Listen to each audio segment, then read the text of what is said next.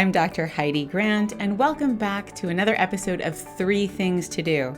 Today we're going to talk about how you can get better at feedback.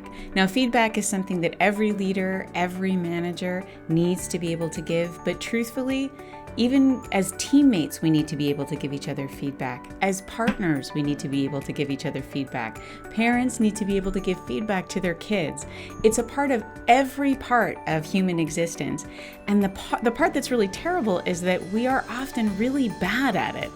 We have good intentions when it comes to giving other people feedback, but we often struggle to know how to make it effective, how to get people to really hear us.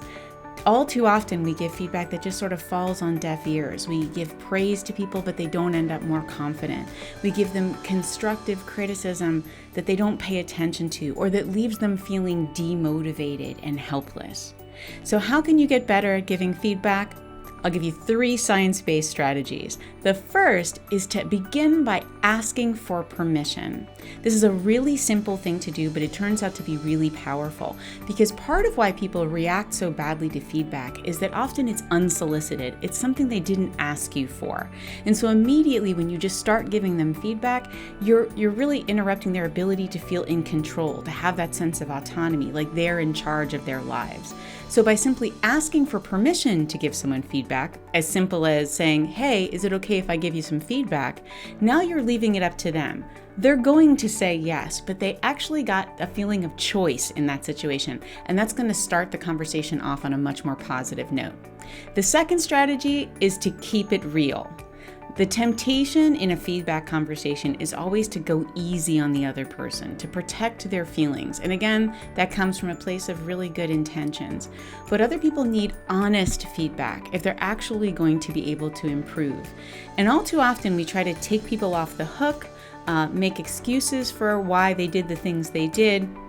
And in doing that, you might make them feel temporarily better, but the truth is you're also sending them a message that they're not in charge, they're not responsible, they're helpless, right? So in the long term, when we let people off the hook, we actually sometimes create a feeling for them like they can't actually improve their own situation. So keep your feedback honest and true, even if you feel like it might be a little uncomfortable. And finally, the third thing to do is to help that person you're giving feedback to fight self-doubt. It's really, really important to not leave someone feeling low confidence after getting feedback. And there's a couple of things you can do to make sure that they don't. The first is to be very specific when you give your feedback. What are the exact behaviors they engaged in that didn't work? And what are the exact behaviors you want them to try to engage in that might work a little bit better?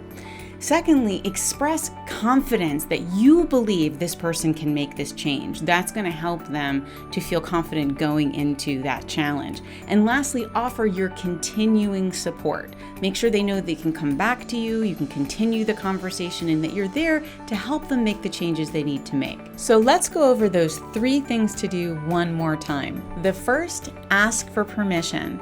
Simply starting the conversation by saying, hey, do you mind if I give you some feedback? Is a great way to start that conversation on a positive note. The second, keep it real. Remember to give people your honest perspective about their behavior and the impact it had. Only if they know the truth can they make the positive changes they need to make. And finally, help them fight self-doubt. You can do that by being specific about the changes they need to make, expressing your confidence in their ability to make them, and offering your ongoing support as they try to make those changes. So thank you again for tuning into 3 Things to Do. Don't forget to hit that like button and share this video with others who you might get some benefit out of it.